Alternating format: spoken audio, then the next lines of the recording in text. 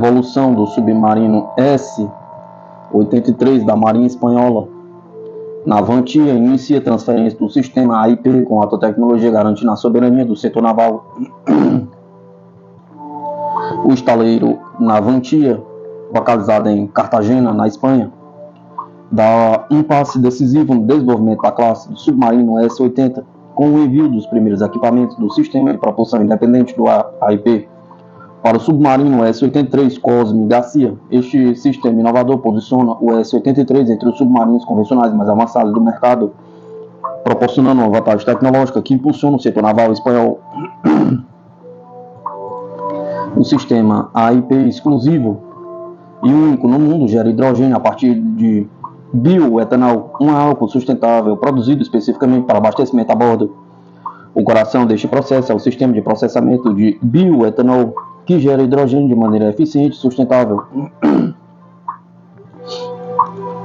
Em uma segunda etapa, o hidrogênio é combinado com oxigênio, também armazenado a bordo, para produzir eletricidade de uma célula de combustível. Esta célula recarrega as baterias do submarino, permitindo que ele permaneça submerso por períodos de 2 a 3 vezes superiores aos submarinos convencionais.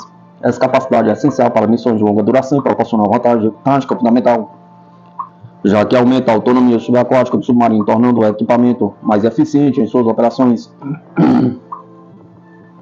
Um sistema de propulsão AIP da Navantia oferece uma adaptabilidade única para operações em diversas profundidades e condições. Essa flexibilidade operacional permite que os submarinos da classe S-80 cumpram uma ampla variedade de missões, atendendo às demandas da Marinha Espanhola. Testado com sucesso através do sistema de controle da plataforma do submarino, ele será implementado no S-83 pela primeira vez. A capacidade de geração de hidrogênio a partir de bioetanol reflete uma abordagem sustentável alinhada às exigências ambientais modernas. Os submarinos da classe S-80 são os únicos de 3 mil toneladas equipados com esse sistema no mundo.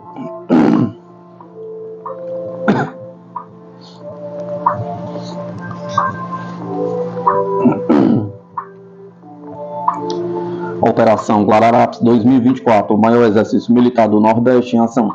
Simulação de guerra e treinamento realista e outros detalhes da operação. O Exército Brasileiro mobilizou mais de 4 mil militares nos estados como Bahia, Sergipe, Alagoas, Pernambuco, Paraíba, Rio Grande do Norte, Ceará e Piauí. O objetivo, pergunta, preparar as tropas, sobretudo para enfrentar ameaças que coloquem em risco a integridade territorial e a soberania nacional do Brasil.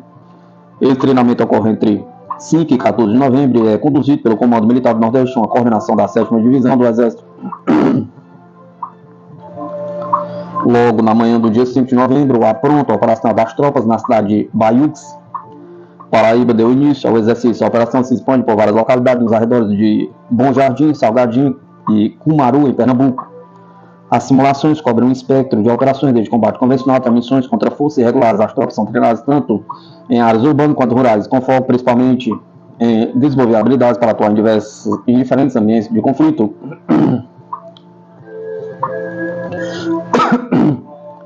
A Operação Guararapes integra um plano estratégico para elevar a prontidão e a capacidade de dissuasão do Exército Brasileiro. O treinamento simulado exige um emprego coordenado de várias especialidades de combate, promovendo uma troca intensa de conhecimento entre as unidades participantes. Além disso, a operação testa a eficiência da logística militar, desafiando as tropas a manter o fluxo constante de suprimentos e equipamentos em condições adversas. Trata-se de um exercício, sobretudo, essencial para a garantia do sucesso em missões reais. O trabalho colaborativo entre as unidades fortalece a sinergia dentro do Comando Militar do Nordeste, contribuindo para a construção de uma força militar cada vez mais integrada. Durante a Operação Guararapes, o 16º Regimento da Cavalaria Mecanizada promoveu a jornada de correspondente de assuntos militares. É uma experiência única para estudantes de jornalismo da Uninasal, em Recife. A iniciativa trouxe os futuros jornalistas para o coração das operações militares, oferecendo uma visão prática sobre a cobertura jornalística de operações de segurança e defesa. A Operação Guararapes 2024 reafirma o comprometimento das Forças Armadas Brasileiras de defender a soberania nacional, ao mesmo tempo que fortalece a relação com a sociedade, principalmente aprimora suas capacidades para proteger o Brasil em qualquer cenário.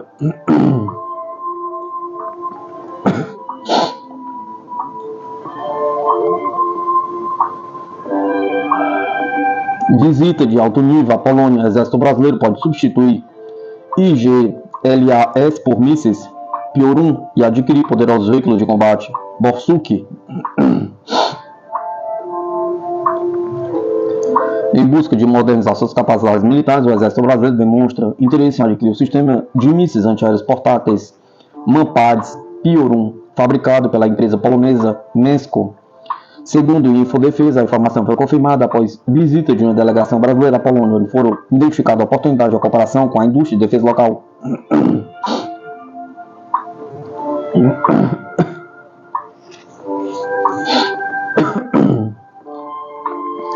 Em uma visita estratégica à Polônia, o brigadeiro-general Marcelo Rocha Lima, chefe do escritório de projetos do Exército, esteve nas instalações da estatal Mesco e da Polska Grupa Zbrojeniowa PGZ para explorar novas oportunidades de cooperação entre o Exército Brasileiro e a indústria de defesa polonesa. No centro das atenções destacam-se o sistema de mísseis Piorum e o veículo de combate anfíbio Borsuk, duas tecnologias de ponta que podem aprimorar a capacidade operacional das forças brasileiras. O Piorum, principal produto da Mesco, é um sistema de mísseis portátil de nova geração equipado com capacidade de rastreamento avançadas com um novo buscador de 3 canais. O míssil é mais sensível à resistência a interferências térmicas e eletromagnéticas, características que representam uma vantagem considerável sobre o sistema russo IGLAS, que está em desuso no Brasil. A expectativa é que, com essas melhorias, o Piorum possa oferecer ao Exército Brasileiro um desempenho superior em combate. O Borsuk da PGZ é um veículo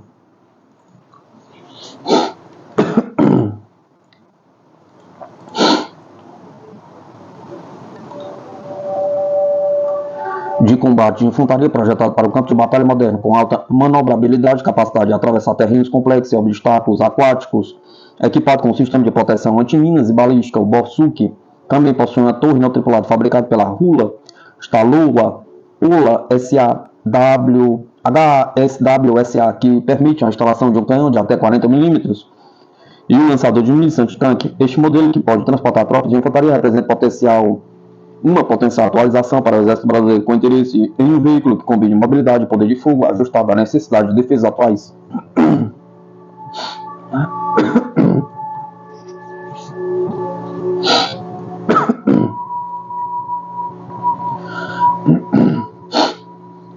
Tropas ucranianas podem estar preparando a retirada de importantes cidades em Donbás, diz analista. As tropas ucranianas podem estar se preparando para abandonar a cidade de Kurakovo devido ao avanço das tropas russas, disse o especialista britânico Alexander Mercurius no seu canal no YouTube.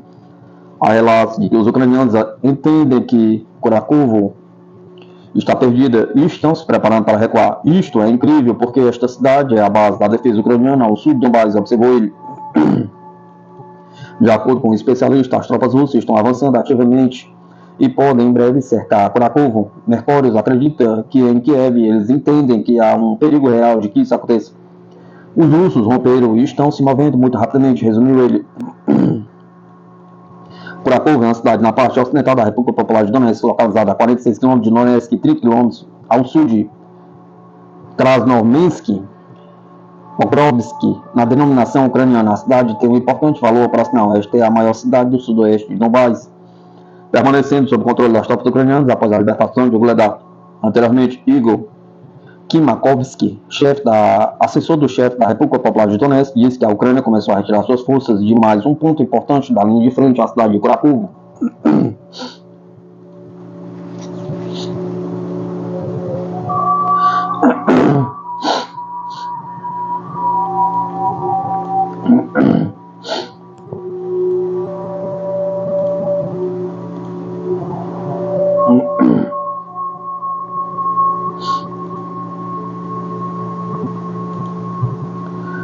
Europa, sim, os Estados Unidos sofrerá escassez de tropas, armas e sistemas antiaéreos, afirma o general francês.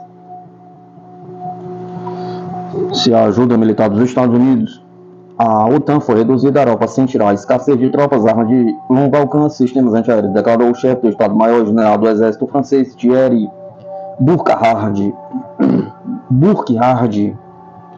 As Forças Armadas dos Estados Unidos oferecem-nos tropas porque, caso contrário, teríamos sentido a sua escassez. Além disso, os Estados Unidos têm recursos importantes em termos de fogo profundo. É disso que precisamos hoje, bem como de sistemas antiaéreos, comentou o general em entrevista ao jornal Le Figaro.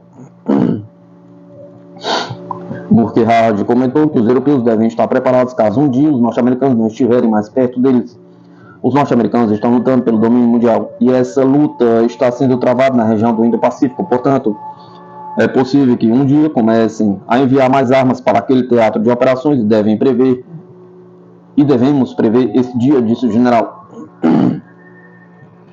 Desde 24 de fevereiro de 2022, a Rússia realiza uma operação militar especial com o objetivo de defender as repúblicas populares de Donetsk e Lugansk, anteriormente reconhecido por Moscou como um Estado soberano, contra o genocídio cometido por Kiev e de enfrentar os riscos de segurança nacional representados pelo avanço da OTAN para o leste europeu. A Ucrânia é apoiada militarmente por 32 países do bloco militar, liderado pelos Estados Unidos e composto pela maioria dos países que integram a União Europeia. O ministro das Relações Exteriores russo, Sergei Lavrov, afirmou anteriormente que os Estados Unidos e a OTAN participam diretamente do conflito na Ucrânia, com o fornecimento de armas e a formação de militares ucranianos nos territórios do Reino Unido, da Alemanha, Itália e outros países. O Kremlin afirma que a política ocidental do fornecimento de armas à Ucrânia contribui para as negociações russo-ucranianas e só terá um efeito negativo.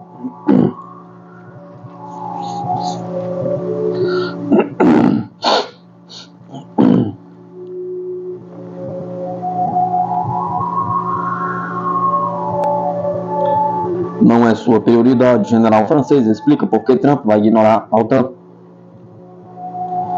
Donald Trump, que venceu a eleição presidencial dos Estados Unidos, vai ignorar a OTAN, que não é sua prioridade. Mas tempos difíceis vão começar para a União Europeia, porque ele não vê a Europa como um aliado que necessita de apoio, mas a considera um parceiro comercial. As relações com a qual devem ser reequilibradas, disse o general aposentado Dominique Delevard. Podemos razoavelmente assumir que, não tendo conseguido no primeiro mandato abandonar a OTAN, Trump vai ignorar alianças que já não é sua prioridade. Ele não dará a esta organização quaisquer garantias nem apoio. Trump não é um militarista em seu coração e a expansão do império também não será sua prioridade, acredita Delevard, que também é especialista em política externa e de defesa. Ele apontou que as questões econômicas da política externa dos Estados Unidos, pelo contrário, serão centrais para Trump. Trump é um empresário, ele quer transformar a economia dos Estados Unidos deslocando inúmeras atividades e restaurando o equilíbrio comercial com inúmeros parceiros comerciais. Ele terá de impor impostos muito elevados sobre as importações provenientes de países com as quais a balança comercial atualmente é muito desequilibrada. Ele também vai tentar impor exportação de bens e serviços dos Estados Unidos para estes países, disse o especialista. A União Europeia será, portanto, vista por Trump e sua administração não como um aliado que deve ser apoiado, mas como um parceiro comercial com o qual é absolutamente necessário reequilibrar o comércio, impondo exportações de seus produtos e restringindo as importações da União Europeia através de impostos, barreiras e direitos aduaneiros, explicou ele.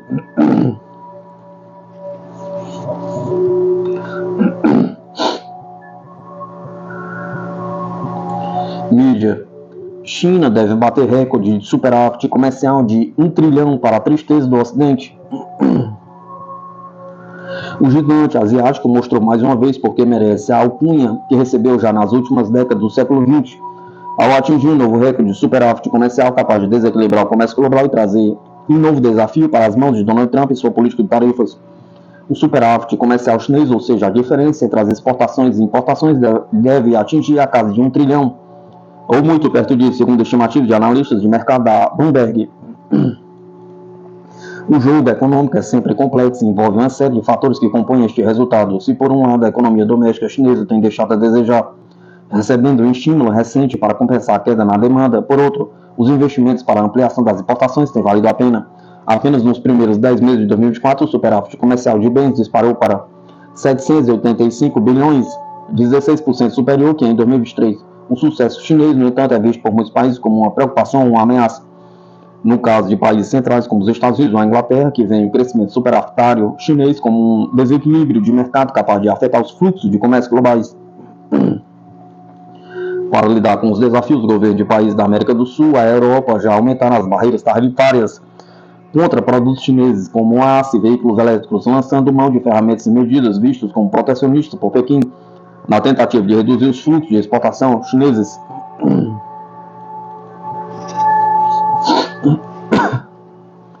Ao mesmo tempo, as empresas estrangeiras também têm sido incentivadas a sair da China para fazer com que o grau de investimento estrangeiro direto caia, reduzindo assim a taxa de investimento para que o governo tenha de ampliar seus gastos com as empresas nacionais. o que na prática provoca endividamento interno à medida que são estas empresas que passam a suprir a demanda do mercado com base no crédito fornecido pelo governo. Mas, ao que tudo indica, nem todas essas medidas somadas têm sido capazes de confrontar o crescimento superavitário chinês. O resultado em outubro foi o terceiro maior superávit da história, logo abaixo do recorde de junho. O superávit comercial calculado em yuan atingiu 5,2% do produto interno bruto nominal nos primeiros 9 meses deste ano, a maior desde 2015, bem acima do nível médio da última década. Segundo dados da apuração, o superávit com a China, com os Estados Unidos aumentou 4,4% até agora neste ano em relação ao mesmo período do ano passado, e 9,6% com a União Europeia, apesar da ampliação da guerra comercial travada entre eles.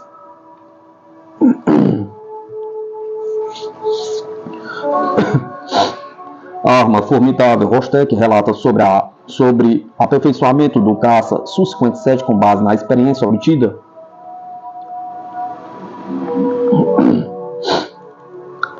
O Su-57 é o único caça de quinta geração que confirmou suas características em todas as variantes de uso em combate.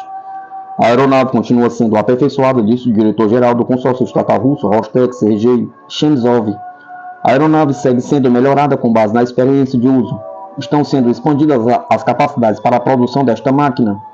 O Su-57, o Su-34 e o Su-35S e outras aeronaves são as asas de nossa vitória que as empresas de construção aeronáutica da Rostec entregam ao Exército nos prazos estabelecidos e com alta qualidade, relata o serviço de imprensa do consórcio estatal.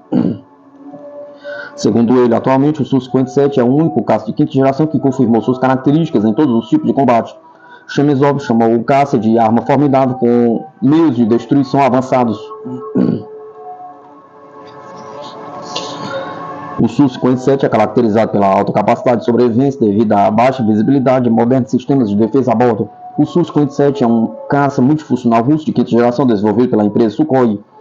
A aeronave foi projetada para destruir todos os tipos de alvos aéreos, terrestres e de superfície. O caça tem velocidade de cruzeiro supersônico, armamento intrafuselagem, revestimento absorvente de ondas de rádio, bem como o mais recente conjunto de equipamentos de bordo.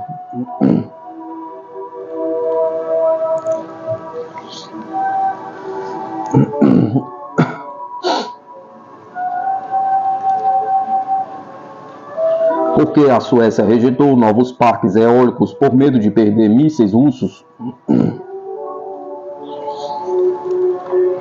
O governo da Suécia bloqueou neste mês a construção de 13 parques eólicos offshore devido à preocupação de que eles encurtariam a janela de alerta precoce do país para o ataque de mísseis russos. A decisão marcou outro exemplo na Europa de fator de segurança nacional influenciando decisões políticas que eram consideradas de natureza civil antes da invasão em larga escala da Ucrânia pela Rússia em fevereiro de 2022. Neste caso, a questão é sobre dois interesses conflitantes: independência energética sustentável e vigilância do espaço aéreo nacional. Isso porque os parques eólicos podem interagir com sinais de radar, reduzindo a qualidade da imagem aérea situacional ou até mesmo bloqueando partes do céu. O tempo de reação no caso de um ataque de míssil pode ir de 2 minutos a 60 segundos com parques eólicos no caminho, escreveu o Ministério da Defesa sueco. O ministro da Defesa sueco, Paul Johnson, em uma série de posts no X, anteriormente conhecido como Twitter. Eles foram acompanhados por um desenho esquemático dos parques eólicos projetando uma sombra atrás dele, no qual mísseis e mísseis de cruzeiro permaneceriam sem ser detectados.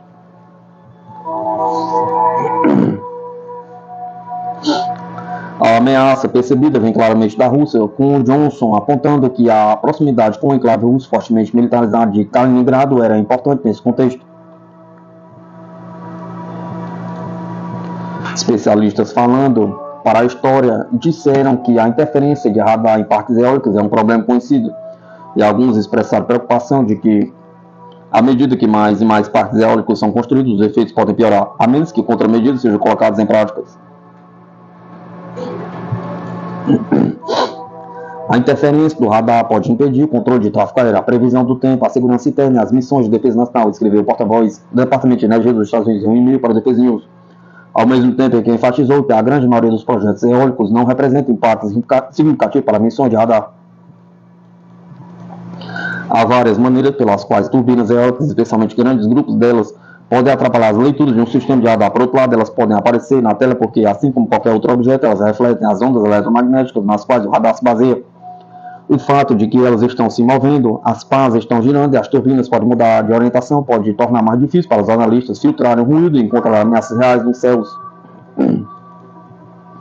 como as pontas das asas girando a velocidade de até 370 km por hora. Elas se movem rápido o suficiente para que os radares Doppler as detectem como objetos em movimento, resultando em um falso positivo na tela do operador. Benjamin Carson lidera o programa Wind Turbine Radar Interference Mitigation no American Sand National Laboratories. Sua equipe testou vários conceitos para mitigar o problema, ele disse, mas não há solução mágica. O revestimento absorvente de radar é caro e deixa o problema de pontos cegos. Desligamentos temporários levam à perda para os operadores de parques eólicos e radares de preenchimento ou fallback são apenas soluções alternativas caras. Governos e empresas privadas estão cientes do problema há décadas, com o tópico sendo apresentado pela primeira vez ao Congresso dos Estados Unidos em 2006. Pesquisas consideráveis ocorreram tanto nos Estados Unidos quanto na Inglaterra. Nos Estados Unidos, a comunicação entre os desenvolvedores e as agências federais cresceu ao longo dos anos de Carson. O Departamento de Defesa, a Administração Federal de Aviação, o Serviço Meteorológico do país, NOAA e outros têm interesse em aprovar novos empreendimentos de parques eólicos. Apesar desses obstáculos, Carson disse que não tinha conhecimento de um único caso em que uma proposta de parque eólico teve que ser negada imediatamente. Embora ajustar a colocação de turbinas individuais ou ajustar suas dimensões seja uma prática mais comum, a maioria dos conflitos potenciais são tratados por meio de medidas de mitigação menores e rotineiras no processo de avaliação de projetos federais, disse o Departamento de Energia em um comunicado. Os sistemas de radar variam muito. Então, o que pode funcionar para um pode ser completamente ineficaz para outro. Radares além do horizonte, por exemplo, podem ser especialmente afetados por parques eólicos offshore. Como o nome sugere, esses sistemas têm um alcance muito maior do que os outros radares, que geralmente são limitados a linhas de visão da antena e, portanto, não conseguem ver além da curvatura da Terra. As variantes de um alcance refletem seus raios na camada ionosférica da atmosfera antes que as ondas viajem de volta para perto da superfície, onde os parques eólicos podem atrapalhar e bloquear completamente o sinal. Não há como mitigar isso, além de não construir turbinas de Carson. Em seu anúncio, o ministro da Defesa sueco não especificou quais sinais do sistema de radar o país estava preocupado em bloquear, e Carson disse que não havia informações suficientes para fazer uma estimativa fundamentada. Além disso, os parques eólicos também podem levar à redução das capacidades de coleta de inteligência e interromper sensores usados para detectar submarinos, disse Carson. Disse Johnson em seu anúncio. No total, a construção teria consequências inaceitáveis para a segurança sueca. Claramente, o governo sueco acha que há uma grande preocupação, diz Carson. Simultaneamente, a energia eólica apresenta um pilar crucial na transição para a energia limpa, um tópico que ganhou pertinência excepcional em uma Europa faminta por energia desde a guerra russa na Ucrânia. Tradicionalmente, a Europa obtinha grande parte de sua energia da Rússia, que controla vastas reservas de petróleo e gás, e ao longo de décadas construiu uma rede de oleodutos para países europeus para vender seus hidrocarbonetos a um preço competitivo. Embora a transição para a energia verde seja anterior à guerra, ela foi turbinada por ela. A Rússia usou sua influência sobre o fornecimento de energia europeu como alavanca e uma arma que, em sua guerra híbrida, enquanto os líderes europeus se apressaram para afastar seus países de gás e petróleo russos. De acordo com a Agência Sueca de Energia, o fornecimento de eletricidade na Suécia é estável. Simultaneamente, no entanto, a agência governamental alertou que a Suécia terá preços de eletricidade crescentes como resultado direto da invasão russa da Ucrânia. Os parques eólicos planejados teriam o potencial de contribuir significativamente para a produção de energia renovável na Suécia, com os planos rejeitados prevendo turbinas se estendendo desde as ilhas Åland ao longo da costa leste de Øresund. Enquanto o governo bloqueou a construção dos 3 parques eólicos propostos no Báltico, ele também deu sinal verde para a construção do parque eólico Poseidon na costa oeste do país, voltada para a OTAN, com um máximo de 81 turbinas, produzindo até 5,5 terawatts-hora por ano.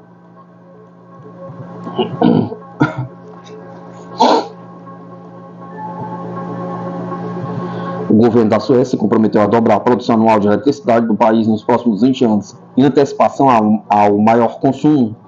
Um aumento da capacidade de energia nuclear do país deve suportar o peso desse fardo, embora os críticos tenham apontado que a demanda deve aumentar mais rápido que novos reatores de energia podem entrar em operação. Compensações semelhantes entre construção de parques eólicos e visibilidade de radar tiveram que ser feitas em outros países europeus. Os ministérios da defesa britânica e francês se opuseram ao desenvolvimento sob preocupações semelhantes. e várias outras agências governamentais em todo o continente emitiram diretrizes para distâncias que devem ser mantidas entre parques eólicos e diferentes tipos de estações de radar. Tanto a independência energética quanto a mudança climática têm entrado cada vez mais no reino da segurança nacional e governos nacionais por toda a Europa e pelo mundo, com os líderes as vendo como parte integrante da defesa e prosperidade em seus países. A decisão do governo sueco coloca os holofotes em uma dimensão dessa interação que até agora passou despercebida.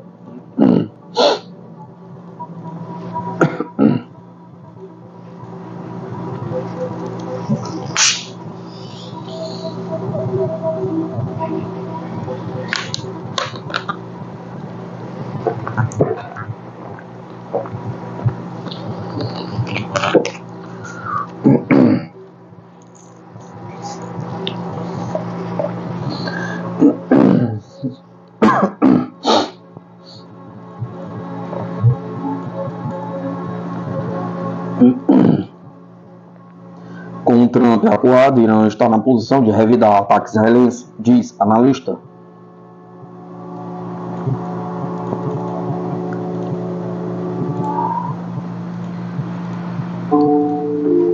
Com um viés extremamente anti-Estados Unidos, o Irã está se preparando para dar uma cartada geopolítica no Oriente Médio ao revidar o ataque de Israel de forma coordenada com seus aliados na região. Desta vez, Trump pode não estar lá para o resgate, afirmaram analistas.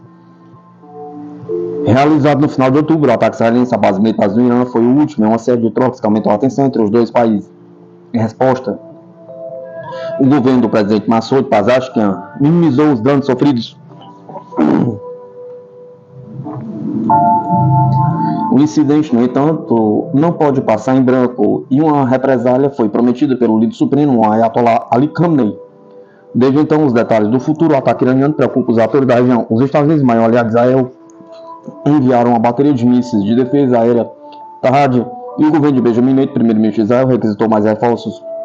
Cada bateria de defesa aérea Tahad consiste em 6 lançadores montados em um veículo de carga e 48 mísseis interceptadores.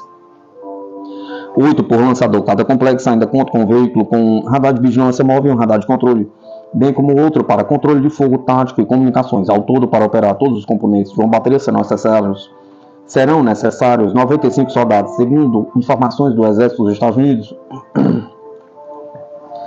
Para dar detalhes que pode estar por vir, no episódio desta segunda-feira, o Mundioca Podcast da Sputnik Brasil, apresentado pelos jornalistas Melina Saad e Marcelo Castilho, conversou com o especialista na área.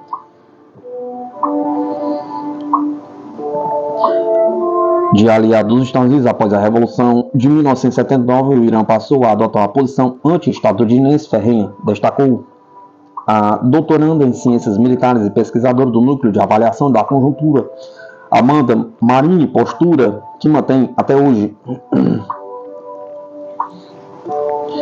Esse posicionamento não só representa o descontentamento de seu povo com a influência estrangeira na sua política doméstica, mas foi também moldado para refletir insatisfações em outros países da região, como a ingerência ocidental no Oriente Médio.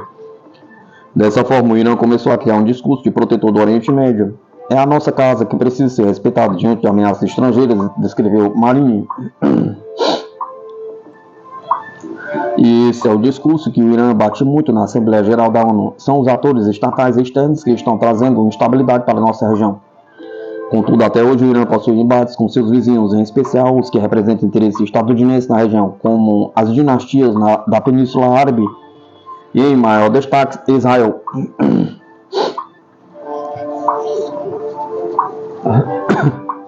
Com o ataque do Hamas em 7 de outubro de 2023, as tensões no Oriente Médio voltaram a crescer após alguns anos de redução gradual entre as duas potências. No entanto, o conflito voltou a desdanar, principalmente após o bombardeio da seção consular da Embaixada Iraniana em Damasco, Síria, por Israel. O ataque matou 16 pessoas, entre elas o general de brigada Mohamed Reza Zayed, comandante das Forças Quds, unidade especial do Corpo de Guardiões da Revolução Islâmica. Respondendo a essa agressão, em abril, o Irã lançou um ataque composto de centenas de drones e mísseis telegrafados pelo próprio país. A maioria destes foi interceptada pela defesa aérea israelense, conhecido como Cúpula de Ferro. Novamente, em resposta, Israel lançou um ataque contra o Irã, que também não causou muitos danos. Em junho, Israel atentou novamente contra a soberania e a integridade do Irã, assassinando o líder palestino Ismail Haniyeh em Teherã, onde estava para a cerimônia de posse do novo presidente iraniano.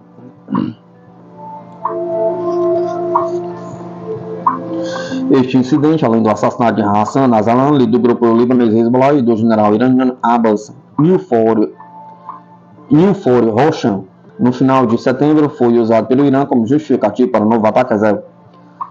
Só que dessa vez, armamentos mais poderosos como mísseis e hipersônicos foram utilizados. Cerca de 200 foram lançados em direção a Israel, com a grande maioria atingindo seus alvos. Duas bases aéreas onde ficavam aviões e munição.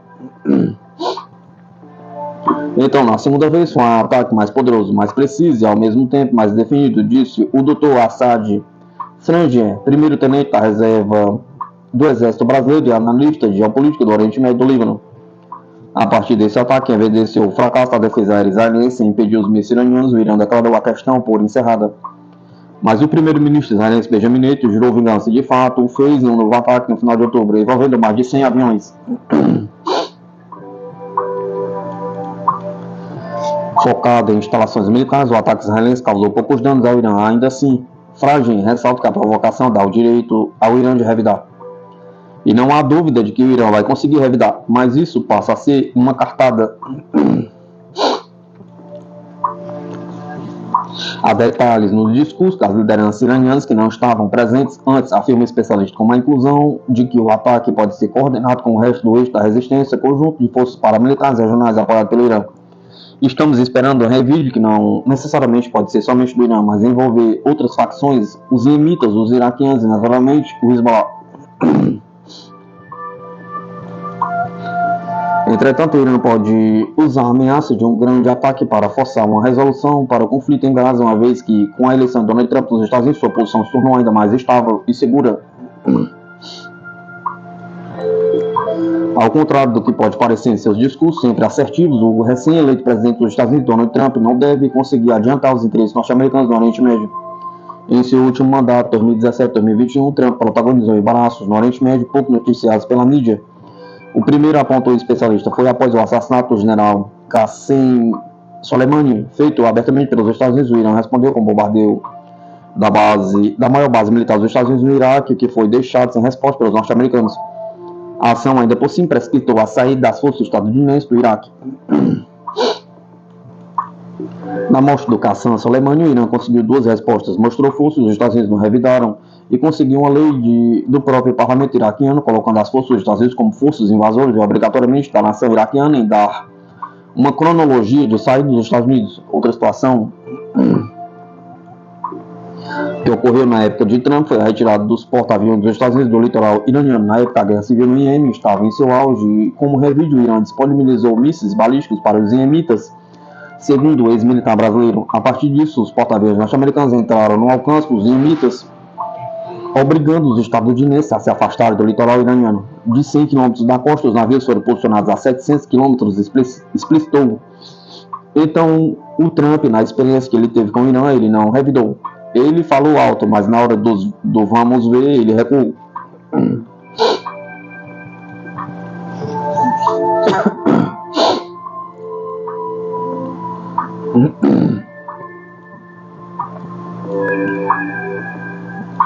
O exército da Rússia liberta a cidade Kolesnikovka, na região de Kharkov, relata o Ministério da Defesa.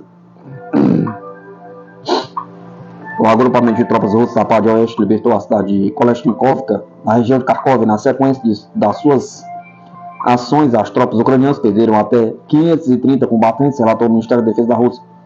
Além dos combatentes, o adversário perdeu um blindado de infantaria, 3 peças de artilharia propulsada Krab de produção polonesa, uma estação de guerra eletrônica, Kivertos, e 2 depósitos de munições de campo, acrescenta o comunicado desta segunda-feira, 11 de 11 de 2024.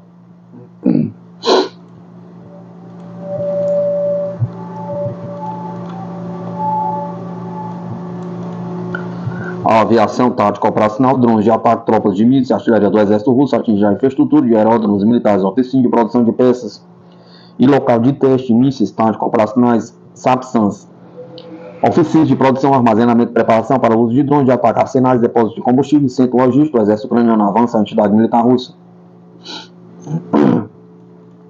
Por sua vez, as unidades do agrupamento de tropas russo em Yung Sul melhoraram sua posição na linha dianteira e repeliram 4 ataques, tendo o exército de guerra perdido até 540 militares, 4 estações de guerra eletrônica, com o abuseiro M119 dos Estados Unidos, o canhão L119 inglês e várias outras armas.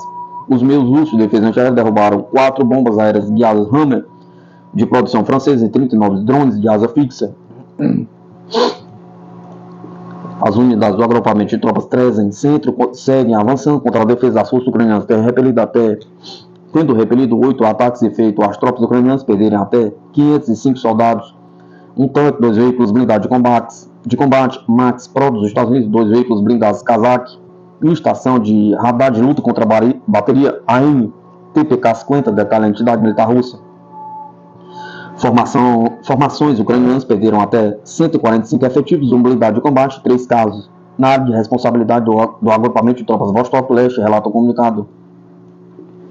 Nas últimas 24 horas, as tropas ucranianas perderam até 95 militares, 2 carros de um obuseiro detrito na área de operações do agrupamento russo Sever Norte, na direção de Kharkovia.